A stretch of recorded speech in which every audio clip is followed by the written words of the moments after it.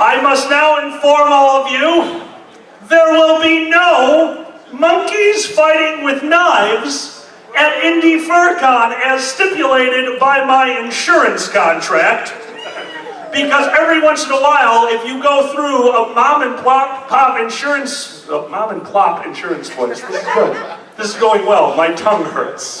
Every once in a while, they look into their clients, and this time they greeted me with, "Oh, hello, Mr. Smith, nice to see you again." Yes, I need to get the insurance. Absolutely. So, monkey knife fights? It's not a real monkey knife fight. It's like, no, we read the description, it's so much worse. We should have named it Basic Trigonometry. We had an advanced trigonometry panel. Were you there for that? No, I wasn't, but I heard about it. Did you guys hear about advanced trigonometry at First Squared? Oh God, too many of you know. It shows up on the schedule, and we had a intellectual property attorney who's here this weekend, Mark Whipple, coming, and he sent a message. There's Mark right there in the front.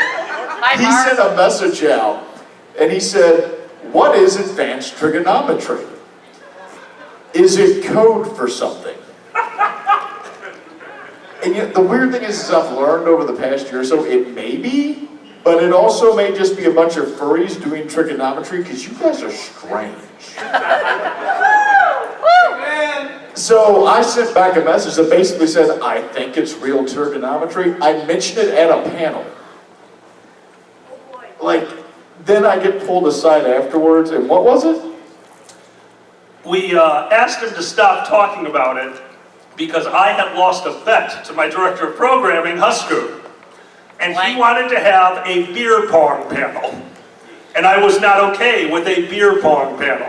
So he said, what if I call it trigonometry? And I laughed pretty hard. I thought that was a really clever idea. Like, all right, no one's going to show up to it. No harm, no foul. I had 3 members of my team run into the office. Alkali, Boozy mentioned trigonometry, and now everyone's going to die. How many people were you expecting? We were expecting 4 people to show up to that panel. How many people showed up? 38.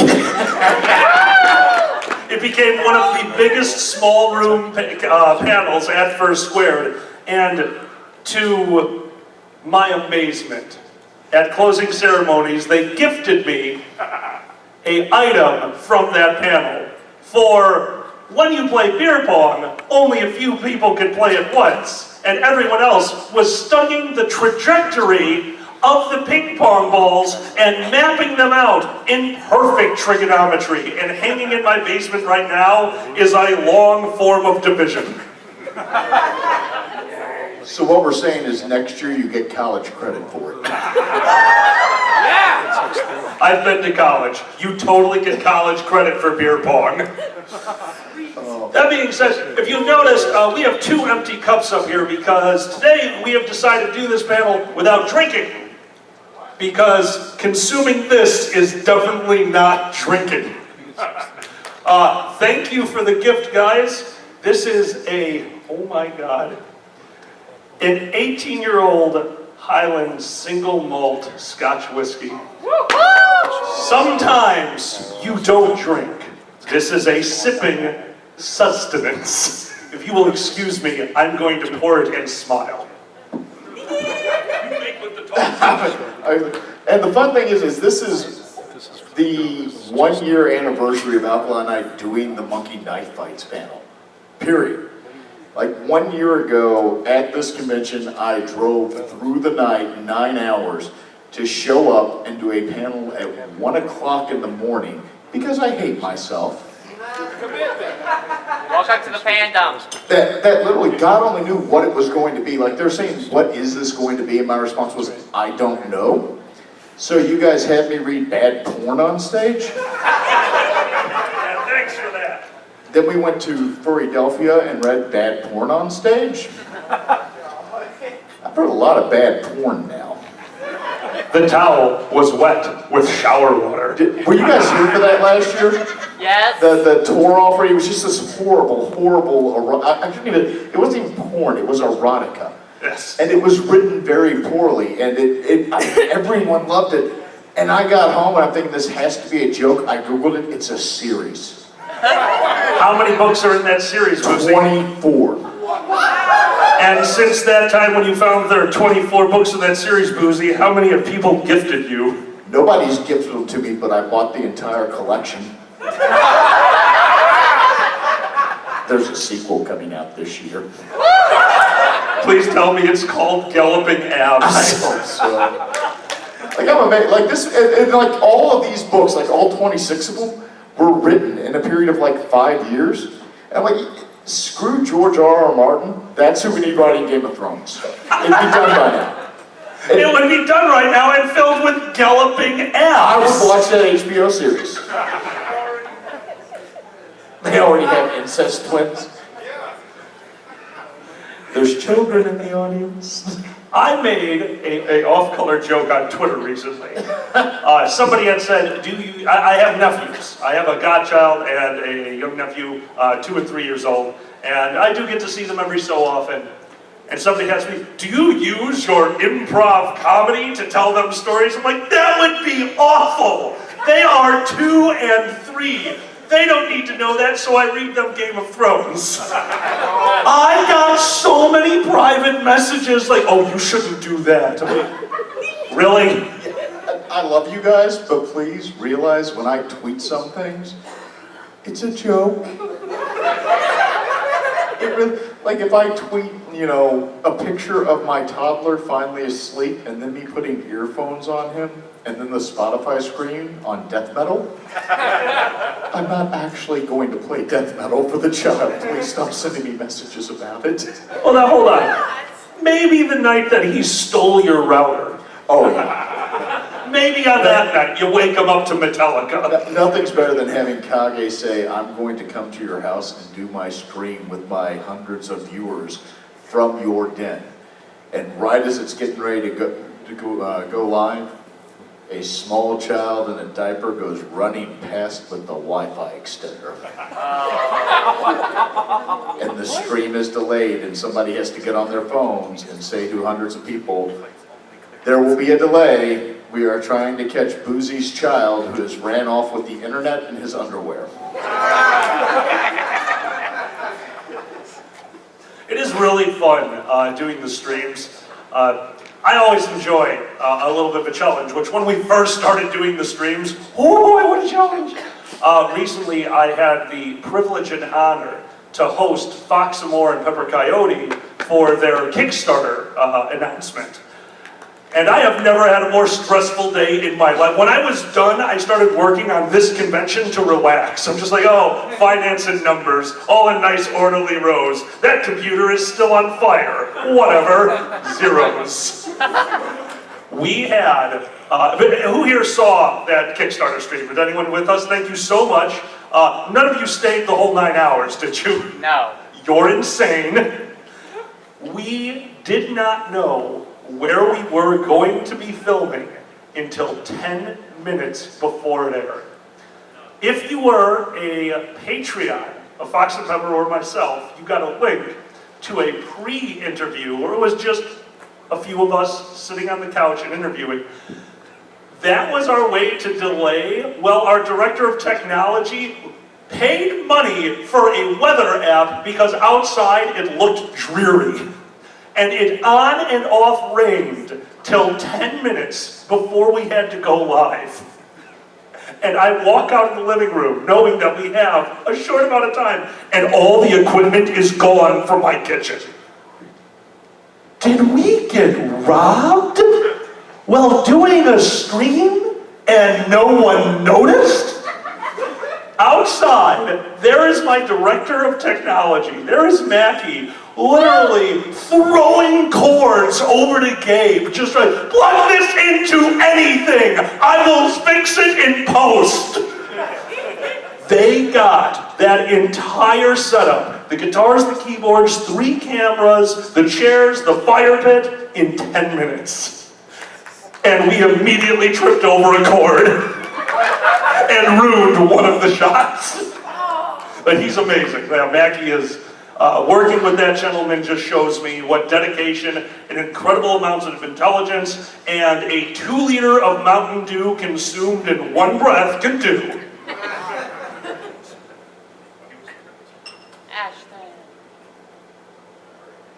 Please, I've been to your house now. I'm sorry about that. I go to his house and he says, "Oh, you're sleeping in the bedroom upstairs." It's like it didn't hit me that what he was saying was, "You have a bad hip. I'm not making you go to the guest room in the basement. You can sleep in mine and Xander's bed." And the next day it hit me. Like I'm waking up and I realize, oh, this is their bed. That's really nice of them. And then I go, oh, this is their bed.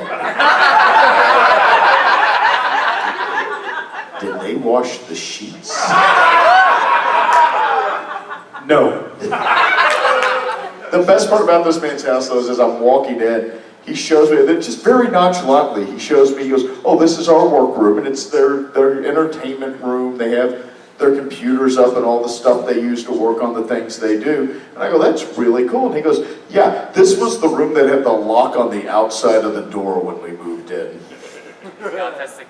My house is a 3-year-old foreclosure because I am cheap and I kind of know how to do electrical work. In other words, I electrocuted myself so many times while trying to fix my house. But I went for a foreclosure and I fell in love with this house because at the time my mother was still with me and she was helping me house shop, and we walked into this house, into the bathroom, which was missing a wall. There was just normal bathroom and then the exterior brick. And she said, "How quaint." I said, "Yes, it's a very artistic design." He goes, "Well, we're pretty sure some homeless people took that wall." Like, took the wall? Like, "Yeah, there's like copper pipes." Like, "That's not what you said. You said homeless people robbed a wall from my house." I'm starting to like this place. I like the idea that there's just like a group of homeless people wandering Chicago, randomly stealing walls. They're saving up. They're gonna build their own.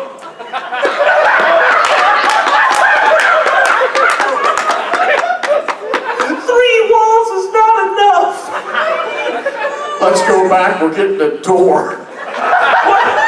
Crap! There's a tall gay guy there now. What if they were like crazy skilled too? They're just going all over Chicago robbing walls, but then it makes this beautiful like patchwork mansion. Oh, that's the homeless estate. That wall over there, that's from the present. That's why it's the white wall. Yeah, they robbed part of the White House, that pillar over there. I just love this concept that they're just robbing buildings. Wait, do they get their own plane too? Bump Force 1.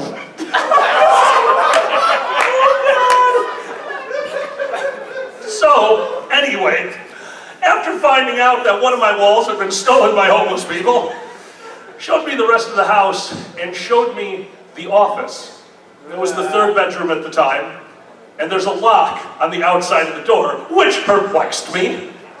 I didn't know what to think about that. So we entered the room, and there on the wall, this high, all around the room, is crayon. Just crayon, all over the walls, in the closet, on the floor. What is this? And my mom said, "Oh, you can't move here." And I said, "Oh, I'm making a down payment today." I had been living there for over a year when I found out that there was a family in there who did have a special needs child. Now, they did take care of this child because that actually bothered me to no end. I did find out that it was just a simple fact of, at night, they had a two-way walkie-talkie. They did not want him to get out of the room because he would hurt himself. So there was a lock on the outside of the door and crayons all over the walls. When my mother found that out, she was like, "You cannot live here!" And I immediately went, "This place is haunted by the biggest badass ghosts." Which was funny until it started happening. Now, I live in Chicago. There's a lot of wireless activity that goes on through there. It's Chicago. It's weird. in my house for a while like to randomly turn on and off. And that terrified Xander to no end. So one day, I thought it would be fun to go into the basement. Now we have an antique door in the basement. I took the hinges, I polished them, I sanded them, and I made sure they were not even remotely oiled and then reinstalled them. And now when that door moves, it goes, and one night there was a breeze. Xander was laying in bed with me. We are slowly falling asleep when and the TV turns on. He meant to put his hands down, use them to propel himself out of bed. Instead, he punched me in the groin. Jumped out of the bed, but worried about his mate, kind of got tangled up in the covers and just fell onto the floor. Laying there, screaming, "This is it!" I've never been hit so hard in the junk and laughed so hard in my life. This is why we get along.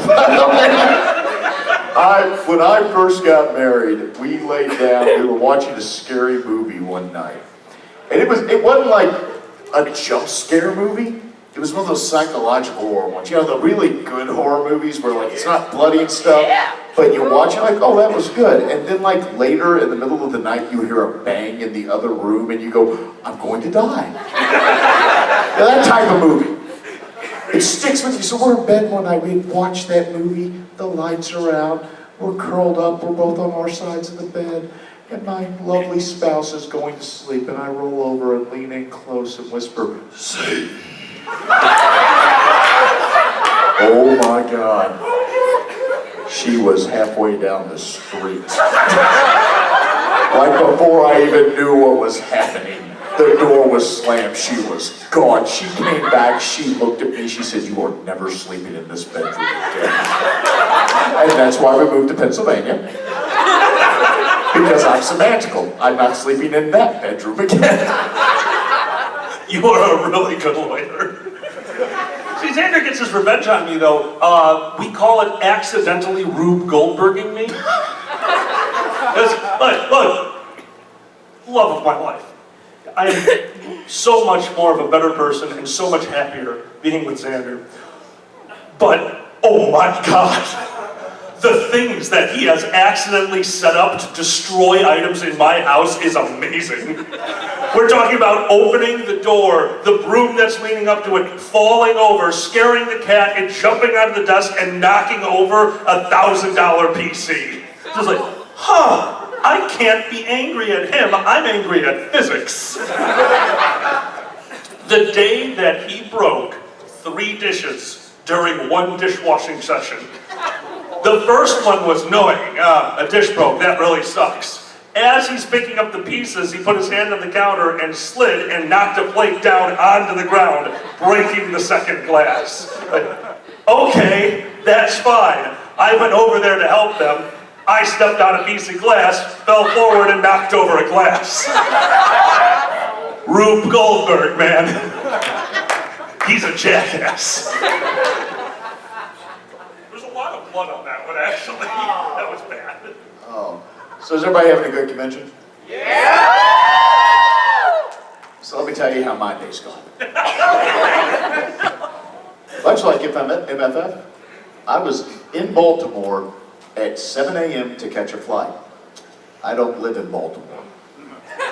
I don't live anywhere near Baltimore. These assholes booked my flight out of Baltimore because it was cheaper by $10. 2.5 hour drive. Director of Finance owns a car. I got here, they sent somebody to pick me up, a car service to grab me from the airport. The guy's standing there at the bottom of the escalator, and I see him, he's got on an iPad, he has my name, and he's flipped it up, and he's looking around. And I'm coming down, and I'm thinking, okay, obviously I'll have to say, hi, it's me. Instead, as he looks right at me and then turns the pad down. Like the person is not there that he is expecting to see. I didn't know whether to be offended. Did I look creepy? Did he think I was going to kill him on the ride here? By the way, if you see any notices about a middle-aged man with hair like this going back and green eyes, I never saw him, okay? He looks at us, so I introduced myself. He goes, oh, okay. He looks really surprised, right? We walk out to the car. We get in the car. He turns around as it's going and goes, so what's it like being an actor? And I stop, and it hits me. I have a third cousin with the exact same name as me. He is like, he's not even D-list. He's like an X-list celebrity out in Hollywood. He's in horrible movies, just terrible, terrible movies. I talked to the guy once when I was 12. He's an asshole. All right, that was 20-something years ago. I don't know how he is now. I'm pretty sure he's still an asshole, though. But I realized this guy had Googled me, my name, come up with my cousin, and assumed he was driving a very, very unpopular X or Z-list actor to a convention to do something. And he's talking about the actors, and I tell him, I say, I'm a lawyer, and he goes, oh. And then he's quiet for the next 10 minutes. So apparently I'm not interesting, that's what I learned today. But the best part was when he said, I'm sorry, and he did, after about 10 minutes, he said, I'm sorry, I Googled your name, and after came up, I said, no, that's actually my third cousin, I know him. We are actually related. There's not a lot of people with my last name out there that I'm not related to. And he goes, oh, okay, I kind of see the resemblance. He goes, you know, now that I look, I could kind of see it, because at first when I saw you, I thought, well, maybe he just gained a lot of weight. That was the man's go-to, by the way. Like, I kind of wish I had been the actor after he said, maybe he just gained a lot of weight. Actually, no, I am the actor. Your go-to is you got fat. Thanks, asshole.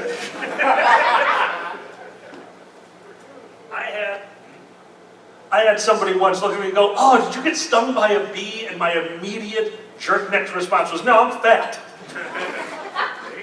I was stung by a bee and didn't know it because I was too fat. So that worked out really well. I like being fat. It does keep me warm. It's a wonderful excuse to be lazy, too. Oh, yeah. Like, I broke my hip, and now I use that as an excuse. I'm like, oh, my hip hurts too bad.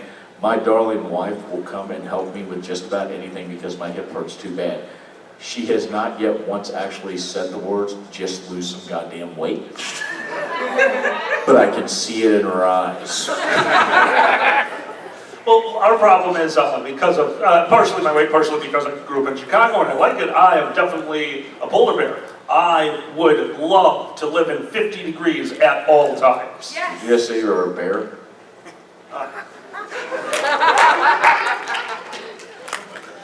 My fur is majestic. I'm stuck to a table. There we go. No, that panel's not till after midnight. No! Hush, no! Like that's why I'd love to do that. I want like a portable, high-powered black light, and I just want to start kicking in the doors to room parties.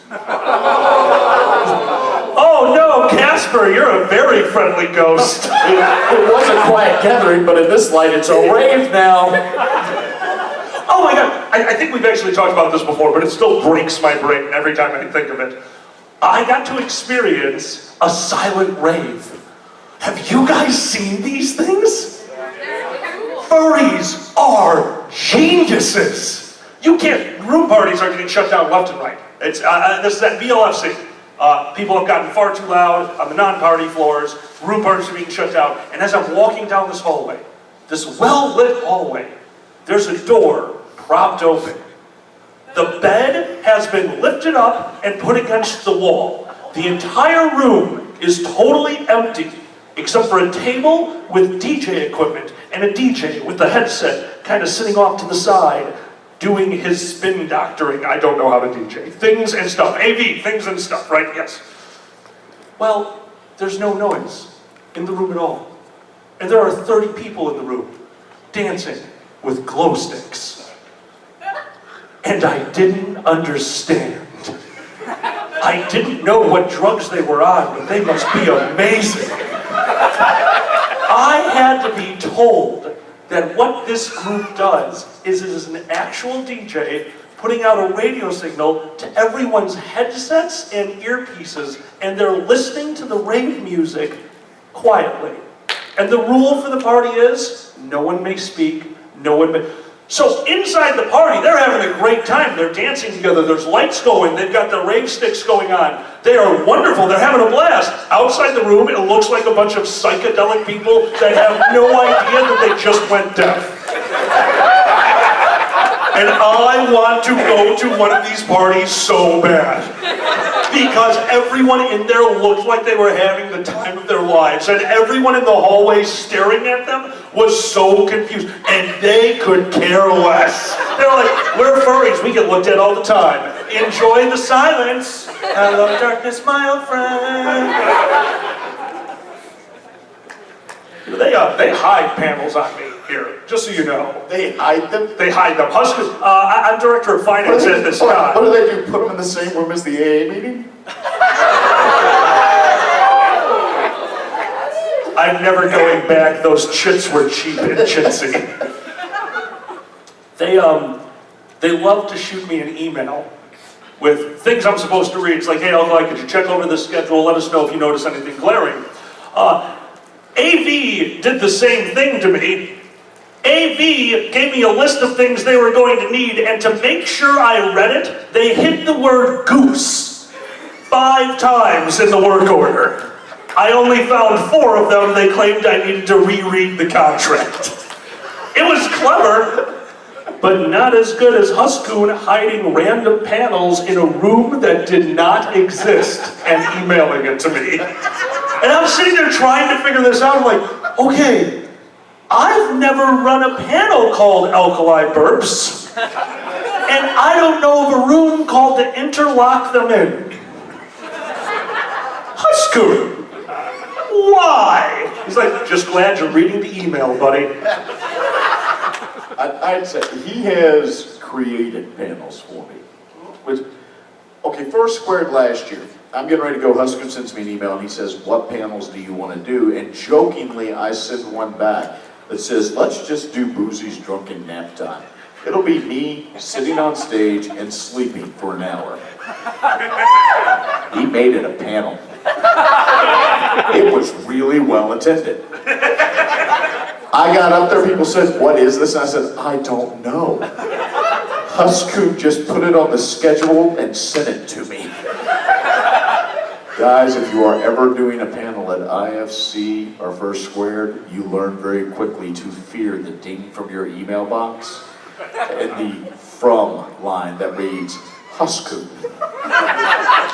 Because he's just making crap up at this point. And he's damn good at it. Guys, let's give it up for Huskoon. My favorite was last night, this man sends me a message, he goes, is Boozy's nap time family friendly? And I sent back in all caps, no. Huskoon is on the panel. It is nice to have that torch being passed over to him. Like, we're slowly, I'm very glad that we were finally doing these as all audience panels. I'm actually enjoying them a lot more. It's a real challenge because everything I want to say to you guys ends with the F word. And I was like, hey, don't say that. I'm like, okay, brain, not a problem. But then there's like 4 other voices just saying, do it, do it, do it, drink, smoke, do it, which is not okay. But it's actually been a fun and nice challenge. And I dragged this poor guy in, and I knew that I had found a kindred spirit when I saw him leaving registration, and I forget what con it was at, I wish I could remember, but he left registration, and he had his panel list, a single piece of paper with 2 panels on it. And he said, oh, hi, Alkali. I'm like, hey, Boozy, and I gave him a hug, and I handed him a folded up piece of the paper, and go, here you go, and walked away before he could open it. That was MFF. It was MFF. I got to MFF, I'm like, I have 2 panels, and he went, no you don't, and handed me a list and left. I gave him 7 times more panels than the con did. I just put his name on stuff and sent it to MFF. I'm like, hey, he's going to be on this panel. Like, we already printed the book. I'm like, I know, I'm just letting you know. Like, does he know? I'm like, no. Like, jokingly, he had said, how many panels do you want to do with me at MFF? And I sent back on Telegram all of them. And I never heard back, so I assumed he knew I was joking. Nope. You shouldn't assume with Alkali. Nope. Because he doesn't care if you're joking. I'm sorry, I take things verbatim. Lawyer. I have gotten interesting messages from you. We're not talking about those in this family present. I got one from him the other day that just read, by the way, if Trump is impeached this weekend, I'm on call. So if you turn around and someone's standing behind you with the top hat, good luck. To which my response was, does that mean I get to be director of finance? Because if so, I'm ordering a bouncy house. I hate you so much. You have to understand the fears. Like, it's a beautiful position. As always, I always recommend volunteer at your conventions. After you volunteer for a while, if you enjoy it, because you do get a lot out of it, you know, to staff. Sooner or later, you will show us that you're competent. And once we notice that, oh, you're going to be on the board of directors. And I have been in a lot of positions, but finance has been the strangest position, because finance is very much sit at a table, make sure everything is paid for, console the con chair, console the con chair.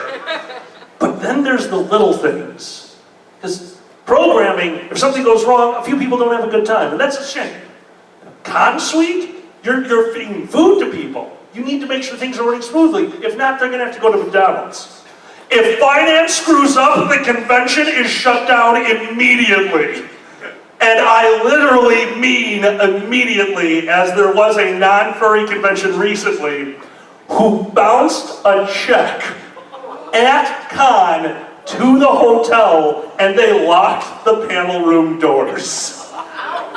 Now, don't get me wrong, hotels are wonderful to work with, especially this one. They have been unbelievable. This convention had messed with them in the previous year and missed their payment by 3 months. So when this check bounced, they literally put out a call and had a code for it. Code 5. That was it. A radio call that said code 5, and the janitors closed every door in the hotel and just said, well, you're room party con now. And that was the problem. Did the hotel have a basement? The hotel did have a basement. Welcome to Basement Con. No! You see, you're kind of close. Because here's the thing, whenever you do something, you do have to think of the reaction. I do not agree with the hotel at this point. I think this could have been solved. I understand why they were frustrated. I understand why they did it. But they didn't kick anyone out of the hotel. So the attendees just had their own convention. And since, you know, the con was over, security left. The event report from that event is glorious. Glorious. There was a Christmas tree that ended up in a room. They just took it from the lobby, marched it through the hotel, and put it in a room and had a Christmas event.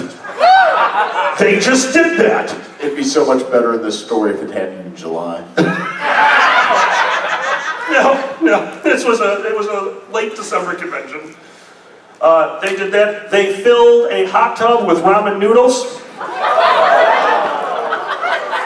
Ramen noodles. They did not deface. I was very proud of that. No one did like blatant damage. People got stupid and drunk, but they did not do blatant damage. But a few of the things were just weird. 3 rooms in a row. You know how there's a block where you can open the door and it hits the block instead of putting a hole in the wall? Yeah, so apparently they opened the door so hard, the block went through the wall in like 3 separate rooms. So we just gotta assume there was a group of people going like, we're the door opening party! Bam! Tequila? Well, I am in chats with so many furry con chairs now, and I love it because every time drama happens in the furry fandom, you look in the chat and it's a bunch of con chairs going, we can't say anything about this, we represent conventions. And then I come in bold, all caps, I don't, and open Twitter. Sorry. That was working out really well until Kage made me staff at Anthrocon. You know what he found out? It didn't change a damn thing. Like I'm sending tweets at Anthrocon, I'm getting messages from Kage, just read my boy with ellipses, and I'm not responding to it. You can yell at me tomorrow. despise Twitter.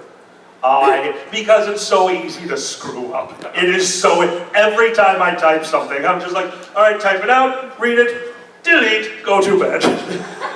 That is my entirety of Twitter. That's why I never post anything. I'm just like, I'm angry from work, retweet back to myself. That's kind of a hate crime, delete. You know what you need though, and it wouldn't work for you because I've met your mate and your mate's worse than you are. Oh, way worse. He is so much worse. My spouse takes my phone from me and demands to read my tweets when there's something controversial going on.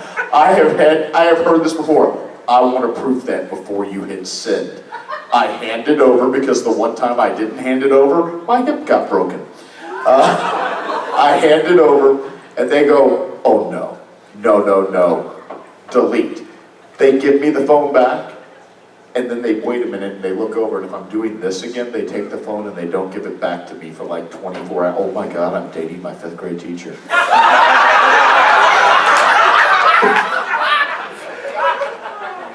See, that's crazy, because what QM does with you and phone, Sandra does with me and booze.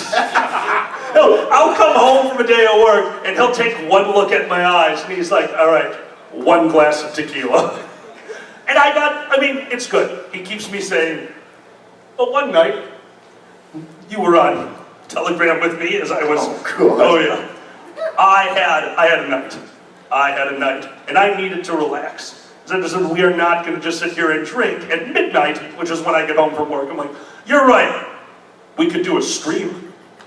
He said, what? Like, you're not going to stop me drinking if we do a stream, are you? He's like, well, no. So I went into the Dragon Show Telegram chat, that's our show, and I just said, surprise! And then I was like, yeah, you got to set some stuff up, we're doing a stream right now. And I just grabbed the bottle of tequila and he said, I guess we're doing a stream right now.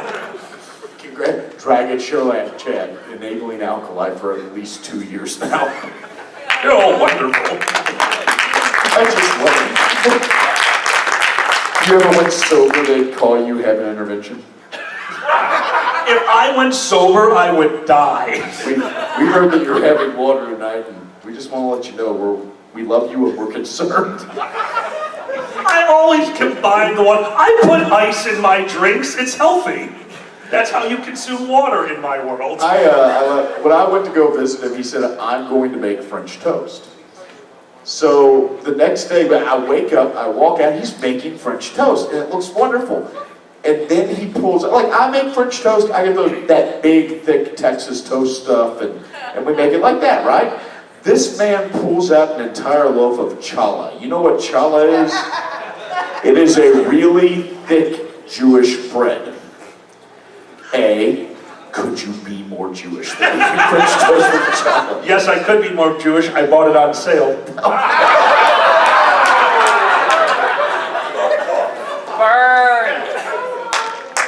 I don't make that recipe often, and Xander got super excited. Like, we're having company over? Are you gonna make the French toast? Because it's not just, no, once again, I don't just make French toast. This is creme brulee French toast. Traditional French style, a 24-hour recipe to make it work right. And it is basically just pudding in French toast form. And Xander does not let me cook often unless we have guests coming over. Because I have also figured out how to combine a pie with pizza. Tell us more. Do you know what a hot water crust is? It's a crust that you can just turn anything you want into a pie. Anything. And one day, I realized I had mozzarella, pepperoni, and tomatoes in my fridge. So add some sugar, and you've got a pizza pie. Well, something happened. We cooked it. I took it out of the oven. We had to immediately leave. We did not get to enjoy pizza pie. And I'm very glad. If you've ever had a Chicago deep dish pizza, when you cut it, the cheese starts to ooze out and like fill it. It's almost like it wants to regain that slice and it slowly starts moving in on itself. It's like, I am whole again. That would have definitely happened with this pizza pie, which by the way was about the size of my top hat. We came home hours later. This pizza pie had been put into the fridge. we cut into it and realized that this is the proper way to eat it. Because at this point, it was a mess of pepperoni, cheese, and this glorious crust, which you could cut into an actual pie slice. And I caught Nico putting ice cream on it.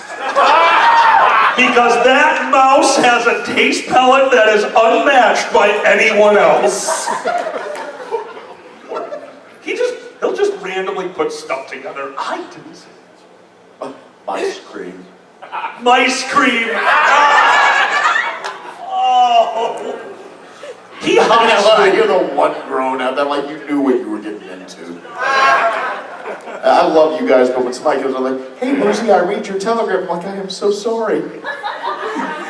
You need to understand, I have no filter on Telegram. Like, I will sit on my toilet and just out of nowhere, people, I'll read something, then look up and go, meese, mice, mice cream. If you milk a mouse, you can make mice cream.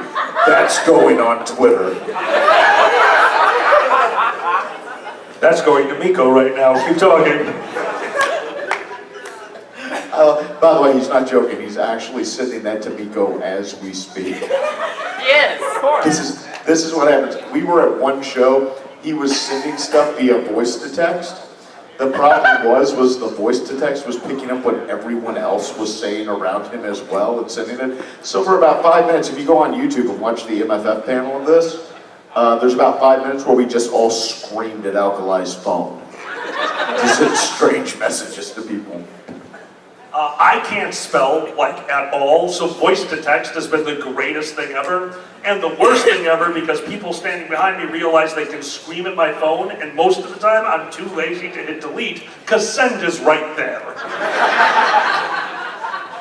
My roommate and my maid have gotten the strangest messages from me, and usually they will return with, so who said that second half? Or, how drunk are you? That one's happened a few times. The best thing, I love the fact that the Dragon Show has become a part of my household, by the way. Yeah, I'm terrified that the Dragon Show has become part of your household. You have children. Yeah, my youngest son is 2.5 years old, and Anthrocon, he learned to say the word anyway. Anyway. So this is a true story. Yesterday, I'm sitting in the living room, and I can see in the kitchen, and he's playing with his Thomas the Tank Engine trains on the kitchen table. But he's 2, so it's not like he has set the track up appropriately. Like half of the track is on one end of the table, the rest of it's straight around, and he's doing his trains like this. Well, 2 of the cars come unhooked, and they roll backwards and fall off the table onto the floor. He stops and goes, anyway. And that would be Xander's exact reaction to losing 2 cars of a train. Hey, weren't there 40 cars in this train a while ago? Why? How many are there now? 5. Anyway. Guys, we're going to keep going for a little while longer. We're almost done. But remember that if you haven't seen them, oh my God, if you haven't seen the animals in the atrium, guys, have you seen our charity? Can you believe that?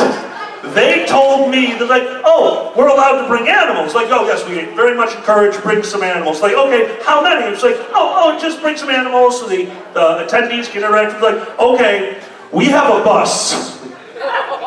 Chugs, would you like to say, oh right, we're doing you. You gotta turn the microphone on for it to work. Buttons, they're so hard. Well, it turns they've gone home for the day. They will be back. Although tonight, Mega's coming back for the Furry Tonight panel. Okay. Yeah, she's coming back. She wants to party. Our She's coming charity back. is Our charity's coming back from midnight. We did it! We got them involved in year 1! Yes! It gets better. One of them, I believe, is an attorney. And has some stories of her own. Are you telling me the charity's gonna join us for Lawyer Horror Stories tomorrow? No, I'm not telling you that. I'm telling you that the charity is running away with your lawyer horror stories tomorrow. It is now a charity event. Thank you very much. We're joining you. There we go. And we're going to raise some money. That's how we need to do it. Aren't we? She was very excited. She says she's got some stories. to Oh, tell. we all do. Oh, we all. So that's why I sauntered up here. Okay, I will explain the buckets, sure. You guys were here for opening ceremonies, some of you? Some of you maybe not. We got invaded by Canada, right? That's okay. Because, I'm all about getting some money for these buckets. So we have two buckets you'll see about, out and about. So there are two teams essentially, right? We've got the Canadian Invasion Force and the Who's Your Daddy Alliance Force. No, it's not Who's Your Daddy, but it is when Alkali's in there. I can't just, never mind. Anyway, so it's the Defense Force and the Invasion Force. So whichever team wins by amount of money placed into the buckets by the end of the event wins. So, are we going to lose the convention to Canada, or are we going to get it back for Indiana? I need it for Indiana, guys. I really don't want to convert all the currency next year. That's going to Well, also, don't you have to wear a tiara if the Canadians win? I'm sorry, I have to wear a tiara if IFC, one of the greatest cons ever, beats First Square, the most charitable I think not. I'm egging you on so you get more money. I did find out. I'm tricking you. If they exceed it by 5 grand, will you wear a pretty pink dress? I will most definitely not. 10? I will most definitely If let we him. exceed it by $10,000, will I wear a pretty pink dress? Yes. Just for you. All right, guys. And I That was is, by the way, that is $31,000 that this con needs to raise to exceed First Square's number by 10. their annual. I don't know my size. Their annual We'll find vet out. bill. Oh, it won't matter. You're going to fit it. Their annual vet bill is like our goal 21 previously. That's their annual vet bill alone, right? And they do this work. They're all volunteers. They do this work out of their homes. They have a shared, like a. They're the fostering Uber of the foster Yeah, they're community. fostering It's the amazing. animals. It's amazing. It's brilliant. Yeah. All right, because we're going to end the panel soon, why don't you pass around those buckets? We're I going to will. keep going until they make it around the room. Thank you very much, guys. Give it up for Chugs. Nice hat, buddy. I think I'm going to make the top hat like official finance team wear. Do you ever see somebody at the top hat like, you're the finance team, and then one of you wears a top hat and we just start giving him money and he's like, I love the furry family. They are so generous. How did you do this weekend, hon? $14,000. It would happen, and I'm sad. Do you think anybody ever mistakes the carriage drivers in Central Park for you? All day, I started yelling like Alkali now. Welcome to it's my the house. hat. That's talking. Run over to me, just run to me. Yeah, my indoor voice is not okay. I have a lot of problems with that. My mate is going deaf because of me. Like, we have slept on the same side of the bed since we've been together. His one ear, oh God, what happened? Is that actually what it is? Because it's not purple. This looks like homemade booze. I'm terrified. Apple juice. Apple juice. This is getting consumed later. This is an all-ages panel. All ages, but once again, guys, hey, if you're gonna have a cocktail, please enjoy your cocktail, but know your limits, because if you didn't notice this morning, I owe everyone an apology.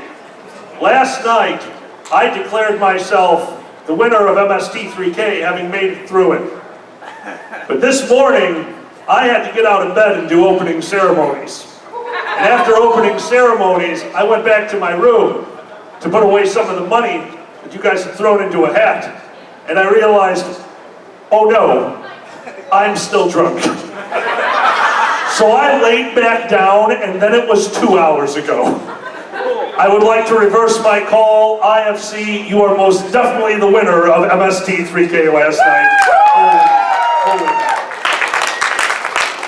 That is a perfect example, guys. I missed an entire morning of a convention that I absolutely love because last night I forgot about my limits. Don't do that. I will regret that now for a while because I missed part of my favorite convention. It's never worth it. Never worth it. But God, these beds are comfortable. They're really comfortable when you work. You know what's fun? What's really fun is getting a text message from an attorney you went to law school with, and it says, "So, what is a boozy badger?" And then I responded, "I assume a mustelid with an alcohol problem." And he responded, "As lawyers are not wont to let things go, let me rephrase, are you Boozy Badger?" To which I told him that that was ridiculous and there was no way that he should think it's appropriate to ask me that, and yes, of course I was. He follows me on Twitter now. You know what's even stranger than that? When you have a case and you look down at your follow list and you see your opposing counsel has followed you on Twitter now. I have to know. Has a judge recognized you yet? Not yet. It's coming. Somebody walked up to me today and they said, "How are you still employed with the shit you do?"